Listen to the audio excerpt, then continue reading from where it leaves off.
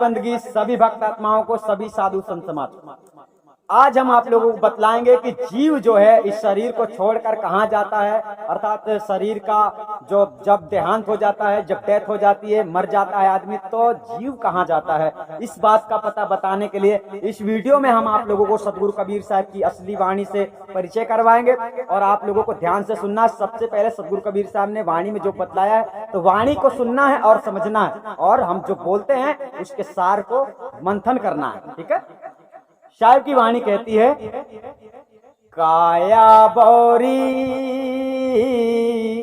काया बौरी, इस शरीर को साहब क्या कह रहे हैं, बौरी, अर्थात चेतन आत्मा इसमें से निकल जाए, जीव आत्मा इसमें से निकल जाए तो काया बौरी हो जाती है, कुछ भी नहीं बोल सकती है। जब तक इसके अंदर चेतन आत्मा है तब तक वो बोल सकती है। तो सतगुरु क्या कहते हैं, काया बौरी।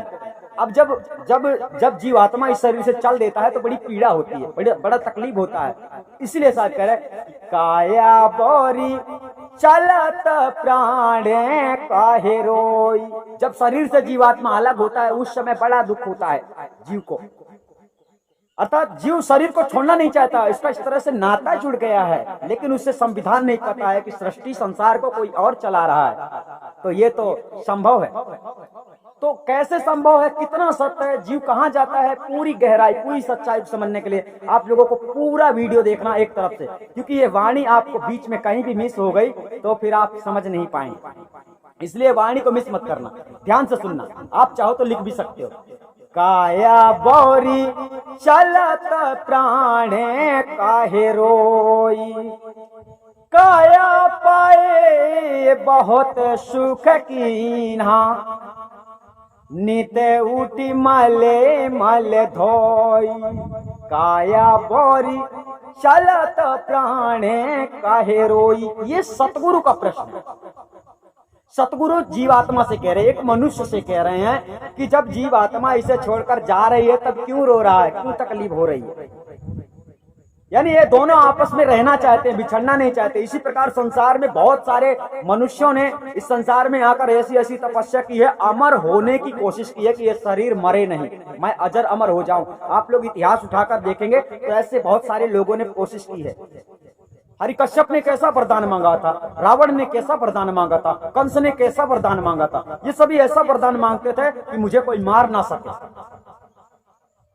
यानी इस शरीर से नहीं छोड़, इस शरीर से इस प्रकार से नाता जोड़ चुके हैं कि उन्हें लगता है कि ये शरीर मेरा है और मैं मरना नहीं चाहता। इस दशा में सतगुरु कबीर साहब ने काया को क्या कहा है, बौरी। अरे बाबरे, मतलब तू बोल नहीं सकती, तेरे अंदर इतनी ताकत नहीं है, मतलब तू कुछ भी नहीं है। इस मिट्टी में, मिट्टी के पुतले में रहकर जो मनुष्य घमंड करता है, यानी कि संसार में आकर अपने जीवन का लक्ष्य नहीं समझता है, अपने जीवन के लक्ष्य को भूल जाता है, माया इस तरह से उससे खींच लेती है, ढकेल देती है, माया चूसती है। तो चलिए सदगुरु ने यहाँ पर वही समझाया, और इस वाणी में अंतिम तक में आपको सारी बातें समझ में आ जाएगी कि हकीकत क्या है और वास्तव में जीव शरीर को छोड़ने के बाद जाता कहाँ है, ये आपको ज्ञात हो जाएगा। तो सदगुरु कहते हैं, अब यहाँ पर चलिए, हमने बताया काया पाए बहुत सुख कीना, नित उठ मल मल धोई। जब इस जीवात्मा को शरीर प्राप्त होता है तो यह किस शरीर की बात चल रही है, यहाँ पर मनुष्य की बात चल रही है, क्योंकि मनुष्य ही नित्य इस शरीर के लिए अच्छा सोचता है, अर्थात कोई बॉडी बनाना चाहता है, कोई बहुत अच्छा टैलेंट दिखाना चाहता है, कोई डांस करना चाहता है, ऐशो आराम की दुनिया में रहना चाहता है, अच्छा खाना चाहता है, तकलीफ नहीं झेलना चाहता है। इसमें तो बुखार भी नहीं होना चाहिए, खांसी भी नहीं होना चाहिए, उल्टी दस्त कुछ भी नहीं होना चाहिए, शरीर को तो प्रॉब्लम होना ही नहीं चाहिए। आदमी की ऐसी सोच है, तो आदमी भूल जाता है कि इस संसार में सुख और दुख भाई भाई। जो इस शरीर में सुख और दुख को समान समझ कर चलता है उसे दुख व्याप्त नहीं होता, लेकिन जो हमेशा सुख ही रहना चाहता है और दुख वो रहना ही नहीं चाहता है, ये ऐसा होता है समस्त संसार में। हर आदमी, थोड़ी सी तकलीफ हो जाए आपको, आप तत्काल हॉस्पिटल जाओगे। यानी आप 10 दिन सुखी हो, आपको ऐसा नहीं लगता है कि 1-2 दिन हमको तकलीफ झेल लेना चाहिए, 2-4 दिन हमको तकलीफ में भी रहना चाहिए, तुम्हें ऐसा लगता है कभी इसको तकलीफ ना हो। यही बात यहाँ पर साहब कह रहे हैं, काया पाए बहुत सुखी ना, आप सुखी रहना चाहते हो। तो सुख का अंत तो आपको पता नहीं है, सुख का मूल तो आपको पता नहीं है, तो सुख ही तुम कहाँ सुखी रहोगे, ये तुम्हारे नसीब की बात नहीं है। ये तो सुख उसके नसीब में आता है जो सुख को ढूंढता है। समझ गए? साहब ने कहा है, भरम जाल में आसन माड़ा, चाहत सुख दुख संग न छाड़ा। इस भ्रमित करने वाली दुनिया में आप लोग रह रहे हो और दूसरे की बातों को बिना परीक्षण के ही यकीन कर लेते हो, मान लेते हो, विश्वास कर लेते हो और कर्तव्य नहीं करते हो, लालची हो गए हो, कर्म ना करना पड़े फल मिले। तो ऐसा तो भिखारी के साथ भी नहीं होता है कि भिखारी मांगने ना जाए, लोग उसके घर में पहुंचाने जाए। तो भिखारी को भी मेहनत करना पड़ता है, परिश्रम करना पड़ता है। तो यहीं पर साहिब का उपदेश है जो आपको समझना है बढ़िया से। इस वाणी में बहुत अच्छा रहस्य। साहब ने कहा, काया पाए बहुत सुख कीना। आपने सुख क्या पाया? यही जैसे लोग अनेक प्रकार के टैलेंट दिखाते हैं, उस टैलेंट को देखने के लिए आप लोग जाते हैं, बड़ा आनंद आता है। यही थोड़ा सा सुख है। पता भी नहीं है रात में सोओगे तो सुबह उठोगे या पता नहीं, ये गारंटी नहीं है, परंतु यही आप लोगों का सुख है। अच्छा खा लिए, मजा आ गया, ये सुख हो गया। अच्छे मित्र मिल गए, बैठ गए, हंस बोल बता लिए, आपको मजा आ गया। यही आप लोगों का थोड़ा बड़ा सुख, ठीक है ना। लेकिन आपको पता नहीं है कि जब विपत्ति सामने आती है ना, सबसे बड़ी विपत्ति क्या है? सबसे बड़ी विपत्ति ये है कि जब आपको ये शरीर जब आपका छूटता है, जब आपका ये शरीर छूटता है ना, इसीलिए कहते हैं सुख के सब साथी दुख में ना कोई। ऐसा कोई देवी, ऐसा कोई देवता नहीं है जो तुम्हें ऐसा मतलब काल से बचाने के लिए आ जाए कि भाई रे 2-4 दिन के लिए मुझे छोड़ दे, अभी मुझे रहना है 2-4 दिन। 1 मिनट के लिए नहीं छोड़ेगा। कौन? जो इस सृष्टि को चला रहा है। उसके बारे में अभी जानते नहीं हो तो करो जो मनमानी आप लोगों को करना है सो आप कर सकते हो। तो कहा गया, साहब ने कहा, काया पाए बहुत सुकीना, नित उठ मलमल धोई। यानी काया को बचाने का बहुत जतन करते हो, साफ सुथरा रखते हो, अच्छा ही अच्छा सोचते हो। और जितना अच्छा आप लोग सोचते हो उतने ही बुरे कर्म करते हो, क्योंकि इस दुनिया में आगे बढ़ने का एक ही रास्ता है, गलत। आगे बढ़ने का एक ही रास्ता है, गलत। और सही करते हो तो तुम पीछे बढ़ोगे, पीछे खिंच जाओगे। यानी सही रास्ते पे जब तुम चलोगे ना तो तुम पीछे होते जाओगे। यानी भक्ति गरीबी में ठहरती है, अमीरी में नहीं। अमीरी में भक्ति नहीं ठहर सकती है, भक्ति फकीरी का मार्ग है। कोई आदमी ऐशो आराम से रह रहा है और सत्मार्ग में चल रहा है तो ये दुर्लभ का विषय है। यानी वो ऐशो आराम उसके अंदर रह ही नहीं सकता। उसके अंदर की बात हम कर रहे हैं, बाहर की नहीं कह रहे। अंदर से उसके अंदर हलचली मची रहती है, अंदर से वो उसके पास कुछ भी नहीं है, बाहर से उसके पास कुछ भी हो। ये भक्तों की एक चाल होती है, भक्तों का एक लक्षण होता है, भक्तों की पहचान होती है। तो साहब ने क्या बताया है, काया पाए बहुत सुकीना, नित उठ मलमल धोई। यहाँ पर साहब का चैप्टर हो गया। अब जब शरीर और जीवात्मा, जब शरीर को जीवात्मा छोड़ती है, तब यहाँ पर जीवात्मा कह रही है काया बौरी से, यानी शरीर से बोल रही है, कहते प्राण सुने काया बौरी, तोरी मोरी संगे न होई। चलत प्राण, इस शरीर से जो छोड़कर, इस शरीर को छोड़कर जो जीवात्मा जाती है वो कह रही है, चलत प्राण कहे सुन काया बौरी। काया को कह रही है कि सुन, तेरा मेरा संग नहीं हो सकता है, तेरा मेरा संबंध नहीं हो सकता है, मैं तेरे साथ हमेशा नहीं रह सकती। जीवात्मा कह रहा है इस शरीर से। और शरीर को पाकर जीव को, जब जीव शरीर को पाता है तब उसे ऐसा लगता है कि मुझे इसे कभी न छोड़ना पड़े। लेकिन जब अंतिम, वही तो बात है कि इस संसार में आने के बाद वो भूल जाता है कि मैं क्या करने आया था।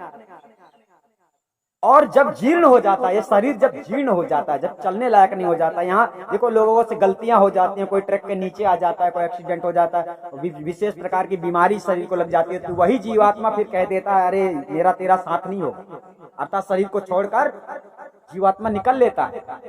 जिससे आप लोग प्रेम कर रहे हैं इतना, तो ये तो प्रेम का कुछ है ही नहीं, ये तो नाशवान चीज है। इस बात को लोग समझ नहीं रहे। तो साहब वाणी क्या कह रही है, चलत प्राण कहे सुन काया बौरी, तेरी मेरी संग ना होई। अर्थात तेरी और मेरी दोस्ती हो ही नहीं सकती। वाणी कह रही है, तो ही यस मित्र बहुते हम त्यागा, संग न लीना कोई, काया बोरी चलत प्राण काहे रोई। जीवात्मा कहती है कि तेरे जैसे मित्रों को, तेरे जैसे दोस्तों को हमने अनेकों बार त्यागा है। यानी ऐसे कितने मिले, हमने किसी को साथ में नहीं लिया। तो यस मित्र बहुत हम त्यागा, संग न लीना कोई। तो अब देखो, जीवात्मा खुद के शरीर को कह रही कि तेरे जैसे मित्र मेरे को बहुत मिले, और इस संसार में ऐसे ऐसे लोग, ऐसे ऐसे दोस्त, ऐसे ऐसे मित्र, ऐसे ऐसे गुरु, ऐसे ऐसे लोग मिल जाते हैं आप लोगों को। तो आप लोग कहते हैं कि सातों जन्म हम तुम्हारे साथ रहेंगे। ये शरीर भी सातों जन्म नहीं रहता है। तो यहाँ पर वही वाणी में ध्यान देने का मतलब है कि सदगुरु कबीर साहब क्या समझाना चाहते हैं। सदगुरु कबीर साहब कहना चाहते हैं कि इस जीव को, इस शरीर को पाकर घमंड नहीं करना चाहिए। इस शरीर को पाकर, इस शरीर में जो लक्ष्य प्राप्त करने के लिए ये शरीर मिलता है वो प्राप्त करना चाहिए। सतगुरु की शरण लेनी चाहिए, आत्मा परमात्मा का परिचय करना चाहिए, जिससे मोक्ष हो जाए, आवागमन से मुक्त हो जाए, ये शरीर बंधन से विदेह मुक्ति को प्राप्त हो जाए, शरीर बंधन से छूट जाए। तो अब आगे चलिए, सदगुरु कबीर साहब ने वाणी में आगे क्या दर्शाया, ठीक है, गहराई से समझते जाना। साहब ने इस वाणी में बहुत बड़ा रहस्य समझाया। आपको पूरी वाणी समझते समझते ये समझ में आ जाएगा कि हकीकत क्या है, ठीक है। वाणी कह रही है, लट छिटकाए तिरियारो वे, बाहें पकड़े के भाई, आंगन बैठ के माता रोवे, हंस अकेला जाई। अब यहाँ पर कुटुंब परिवार की बात को समझ लो अच्छी तरह से कि जब हंस आत्मा, जब जीवात्मा इस शरीर को छोड़कर चली जाती है, उस समय सब लोगों को दुख होता है कि हाय मेरा भाई चला गया, हाय मेरा बेटा चला गया, हाय मेरा पति चला गया। सबको दुख होता है। उसको तो दुख होता ही है, परंतु सबको दुख होता है, ठीक है। जब प्राण शरीर से निकलते हैं तब शरीर को दुख होता है कि मुझे छोड़कर चले जा रहे हो। ये ऊपर की वाणी में आपको बतला दिया गया है। तो जीवात्मा ने क्या जवाब दिया है कि तेरे जैसे मैंने बहुतों को त्याग दिया है, तू कौन सी चीज है।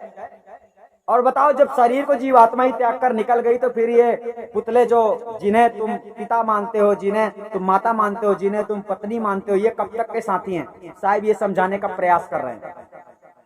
यानी हंस अकेला ही इस संसार से जाता है। साहब ने कहा, एक डाल दो पंछी, बैठा कौन गुरु कौन चेला, गुरु की करनी गुरु भरेगा, चेला की करनी चेला रे भैया, उड़ जाए हंस अकेला। इस बात को विशेष ही मानना, आपको अकेले ही इस दुनिया से जाना है। मतलब आप यहाँ से किसी को लेकर नहीं जाओगे, आपको यहाँ से अकेला ही जाना है। ये मत समझ लेना कि आपको कोई लेने नहीं आएगा, लेने आएगा। ये जिस प्रकार यहाँ गलतियां करते हो या फिर यहाँ जहाँ भी रहते हो, तो सब आप किसी के पते में रहते हो, भारत में रहते हो, तो यहाँ पर जिस प्रकार संविधान चल रहा है, इसी प्रकार संविधान निरंजन का है, निरंजन का दरबार है, और काल का जो दरबार है वहाँ दरबार पर भी फैसला होता है। और सारी बातें हम आपको धीरे धीरे से आगे समझाते हैं वाणी के अंतर्गत। यहाँ पर आप समझे कि परिवार के बारे में, जो परिवार की बातें यहाँ पर हुई है कि क्या क्या होती है जब कोई मर जाता है। तो ऐसा ही होता है कि लोग दुख मनाते हैं, रोते हैं, और हर किसी को दुख लगता है, किसी का भाई चला जाए, किसी का बहन चला जाए, और किसी की पत्नी चली जाए, यानी कोई भी हो, मान लो एग्जाम्पल। तो अब चलिए, सदगुरु कबीर साहब आगे की वाणी में इससे भी बड़ी बात बतलाना चाहते हैं। शिव, सदगुरु कहते हैं, शिव सनकादिक और ब्रह्मादिक से सहस भुर होई, जो जो जन्म में लियो वसुधा पर, फिर ना रहो है कोई। सदगुरु कह रहे, शिव सनकादि और ब्रह्मादि शेष सहस्र भूर होई। भूर होई यानी उसका विनाश हो जाएगा।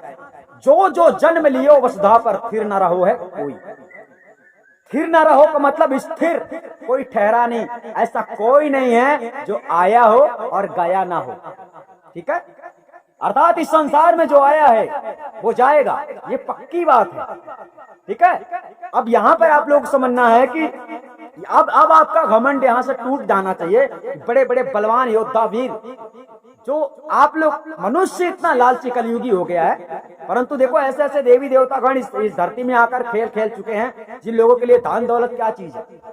एक मंत्र मारे तो सोना ही सोना, एक मंत्र मारे तो पैसा ही पैसा, तो उन लोगों का लालच पैसा नहीं था, परंतु फिर भी अज्ञान दशा में वो भी मोक्ष प्राप्त नहीं कर पाए और बड़ी बड़ी शक्तियां उनके पास रहती थी। वो तो पूरा दल का दल जीत लेते थे, यानी एक बाण में हजारों लाखों सेना को मार लेने का उनके अंदर ताकत था, फिर भी वो काल से नहीं जीत पाए, काल के प्रपंच को नहीं समझ पाए, काल से नहीं जीत पाए। और जो सतगुरु की शरण में चला जाता है वो काल से विजयी हो जाता है, काल से जीत लेता है। ऐसी कला कौशल विद्या देने वाला गुरु होता है जिसकी परंपरा को लोग समझ नहीं पाते हैं। सतगुरु कबीर साहब इसीलिए समझाते हैं कि कोटि नियोग आराध है प्राणी बिन सतगुरु जीव की हानि।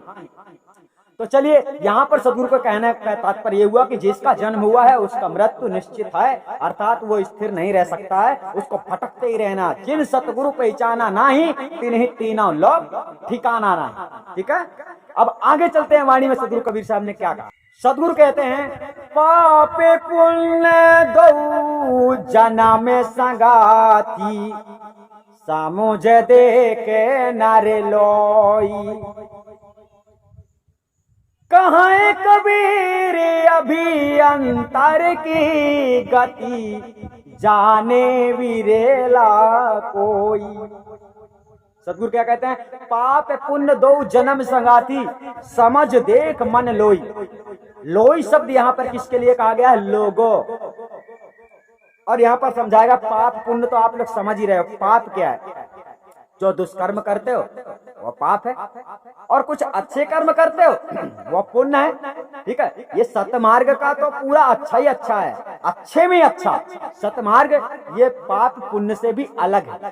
ठीक है, सतमार्ग जो होता है ये परमार्थ का मार्ग है, परस्वार्थ का मार्ग है। साहब ने क्या बोला है कि अपने स्वार्थ सब कोई जागे पर स्वार्थ नहीं कोई, पर स्वार्थ वह सोई जागे जो वह घर का हो। जिसको उस घर में जाना है, जो उस घर के जाने के काबिल बनना चाहता है वो परस्वार्थ में उतर आएगा, और परस्वार्थ में उतरेगा तो वो सत मार्ग में चलना माना जाता है। बाकी जो पाप पुण्य इस संसार में अच्छा करो कुछ बुरा करो, कुछ अच्छा करो कुछ बुरा करो, तो इस ऐसे पाप पुण्य के साथी जो पापी पुण्य के कर्म करने वाले होते हैं वो सब यही रह जाते हैं, 84 में ही रहते हैं, और पुण्य पाप करने वाले तो 84 में रहते ही हैं, सवाल ही नहीं पैदा होता। लेकिन पुण्य करने वाले कुछ अच्छे योनियों को प्राप्त होते हैं, और बुरे कर्म करने वाले नरक योनियों में जाते हैं, अर्थात बुरी योनियों को प्राप्त होते हैं। तो चलिए इस वाणी में आपको समझाएगा पाप पुण्य दो जन्म संगाती, यानी जब से जन्म हुआ है इस पृथ्वी का, इस धरती में जब से प्राणी जीव आत्माएं उत्पन्न हुई हैं, यानी जब से इस संसार में जीव उत्पन्न हुए हैं, मनुष्य उत्पन्न हुआ है और अनेक जीव उत्पन्न हुए, तब से पाप पुण्य दोनों संग में हैं इस संसार में। तो जन्म जन्म के साथी हैं, जहाँ पाप है वहीं पुण्य। ठीक है, सतगुरु कबीर साहब का मार्ग पाप पुण्य से अलग है। ये सतमार्ग है, परस्वार्थ में आता है। पाप करते हो आप वो उसकी सजा आपको मिलती है, पुण्य करते हो आप तो उसका फल आपको मिलता है। लेकिन ये जो सतगुरु का मार्ग है, सतगुरु कबीर साहब का मार्ग है, दोनों से अलग है। ठीक है, तो पाप पुण्य दो जन्म सगाती समझ देख नर लोई कहाँ कबीर अभियंतर की गति बूझे बिरला कोई। अब साहब क्या कह रहे हैं, अभियंतर। अभियंतर का मतलब होता है आपके अंतर्गत विद्यमान निरंजन, ब्रह्म निरंजन, और ब्रह्म निरंजन की स्त्री यानी आद्या शक्ति माया, जिसने पूरे विश्व को, एक आदमी को नहीं पूरे विश्व को वशीभूत करके रखा है। किसी को हिंदू बना दिया है, किसी को मुसलमान बना दिया है, किसी को, यानी सब लोगों ने अपने आप को समझ रखा है, मैं मुसलमान हूँ, मैं हिंदू हूँ, मैं सिख हूँ, मैं जैन हूँ, मैं ईसाई हूँ, मैं फलाना हूँ, मैं ढीमका हूँ। इस तरह से ये कौन ऐसा सोचने को मजबूर कर रहा है आपके अंदर? आप लोग सोच रहे हैं कि हम आजाद हैं, हम आजादी से घूम रहे हैं। आप लोगों को सत्य पुरुष तक ले जा सकता है, सत्य गुरु तक ले जा सकता है, सतगुरु की शरण तक ले जा सकता है। बाकी आप लोगों की जितनी चतुराई है ना, वो आप लोगों के ही साथ रहेगी और आप लोगों के ही काम आएगी 84 में। सतगुरु के वहां चतुराई नहीं जाने वाली है, सतगुरु के वहां कोई ऐसी कोई विद्या ही नहीं है कि जिसे तुम अपने आप सीख लोगे। इसकी पूर्ण विद्या गुरु से प्राप्त होती है। तो यहाँ पर साहब ने क्या कहा, कहाँ कबीर अभियंतर की गति बूझे बिरला कोई। आपकी वाणी का, आपके सवाल का इस वाणी पे जवाब है, कहाँ कबीर अभियंतर की गति जाने बिरला कोई। अर्थात वो किस शरीर से निकालकर आपकी जीवात्मा को इस शरीर से आजाद करके कौन सा शरीर देने वाला है, ये बात केवल वही जानता है। क्यों? क्योंकि कर्म प्रधान, आपने कैसा कर्म किया है इसके अनुसार ही आपको वो योनि का मतलब योनियों में भेजता है। कौन सी योनि? अगर तुमने अच्छे कर्म किए हैं तो दिव्य योनियों को प्राप्त हो जाओगे, दिव्य देह की प्राप्ति होगी। अच्छे कर्म किए हैं, यानी सतमार्ग की बात नहीं चल रही है, तो मोक्ष का मार्ग ही सबसे अलग है, दोनों से अलग है, पाप पुण्य से। लेकिन अगर आपने पुण्य किया है, कुछ बहुत ही अच्छा किया, कुछ लोगों के साथ दान किया है, धर्म किया है ना, कुछ लोगों की सेवा की है ना, तो इस प्रकार से आपने ऐसे कुछ अच्छे कर्म किए हैं तो आपको दिव्य शरीर प्राप्त होंगे।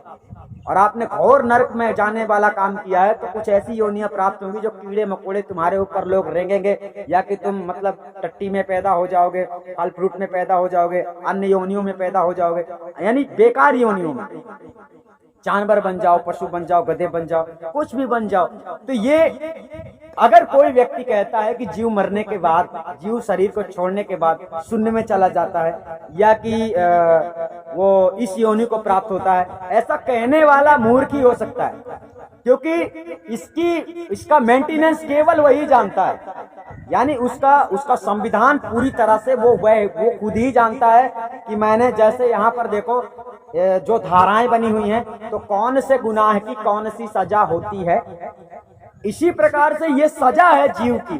जो मनुष्य जीव संसार से जाता है, जब शरीर छोड़ता है, तो ये उसकी सजा है कि इसने आकर संसार में भक्ति नहीं की, तो इसने किया क्या है? जो कुछ भी किया होगा उसके अनुसार ही आपको योनि जो प्राप्त होती है, ये आपकी सजा है, आपका दंड है। अब आपको समझ में आ गया होगा कि जीव कहाँ जाता है। जीव दूसरी योनि को प्राप्त करने के लिए जाता है, जिस योनि में निरंजन चाहे, उसका संविधान जहां का भी होगा, अपने कैसे कर्म किए हैं ये बात वो जानता है, आपके अंदर बैठा है। ऐसा मत सोचो कि वो हमसे दूर है। इसलिए आपको सत्य ही संसार से निकाल सकता है। सत्य की ओर तो आप बढ़ नहीं रहे, तो सतगुरु तक कैसे पहुंचोगे? जब सतगुरु तक नहीं पहुंचोगे तो परमात्मा सत्ता पार ब्रह्म तक पहुंचना तुम्हारे बस की बात नहीं है। यानी तमाशा करने वाला जो आदमी ध्यान वान लगा के खोपड़िया में, उसको परमात्मा समझ रहा है ना कि परमात्मा मिल जाएगा और आज आप प्रकट हो जाएगा और मुझे मिल जाएगा, वो ले जाएगा, मुझे खुश रखेगा, ये सब आप लोगों के मन की कल्पना है। परमात्मा आवागमन से परे है और आपको आवागमन से परे होना है, तो परमात्म स्थिति को प्राप्त होना। सतराम साहिब बंदगी। अधिक जानकारी के लिए आप हमको संपर्क करके पूछ सकते हैं कि हकीकत क्या है। सतनाम साहिब बंदगी।